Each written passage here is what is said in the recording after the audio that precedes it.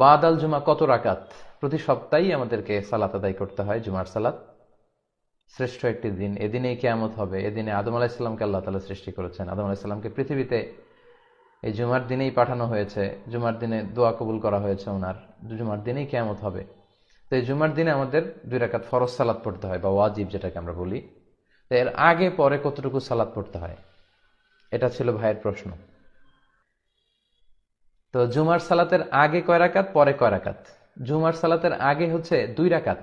বিশুদ্ধ মত অনুযায়ী, সুন্নাহসম্মত যেই মত, সেটা হচ্ছে জুমার সালাতের আগে আপনি 2 রাকাত পড়বেন। মসজিদে ঢুকেই 2 রাকাত পড়তে হয়, এটা পড়বেন। ওটা পরে যদি আরো সময় পান আপনি আরো পড়বেন, অর্থাৎ ইমাম সাহেব খুতবা দেওয়ার আগ পর্যন্ত আপনি 2 করে, মা কুদ্দির আলাকা মা কুদ্দির আলাহু, আপনার যতটুকু সুযোগ হয়। তার মানে বোঝা গেল জুমার সালাতের আগে কাবলাল জুমা এটা সুনির্ধারিত নয়, এটা অনির্ধারিত। 2 করে যদ্দূর পড়া যায়।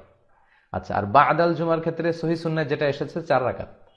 বাদাল জুমা আপনি পড়বেন 4 রাকাত যদি মসজিদে পড়েন। আর যদি ঘরে গিয়ে পড়েন তাহলে 2 রাকাত। আল্লাহ রাসূল সাল্লাল্লাহু আলাইহি ওয়াসাল্লাম মসজিদে নববীতে যখন বাদাল জুমা পড়তেন তিনি 4 রাকাত পড়তেন, ঘরে গিয়ে পড়লে 2 রাকাত পড়তেন। তো আশা করি বুঝতে পেরেছেন যে কাবলাল জুমা অনির্ধারিত, 2 করে যদ্দূর পড়া যায়, আর বাদাল জুমা 4 রাকাত, ঘরে পড়লে 2 রাকাত।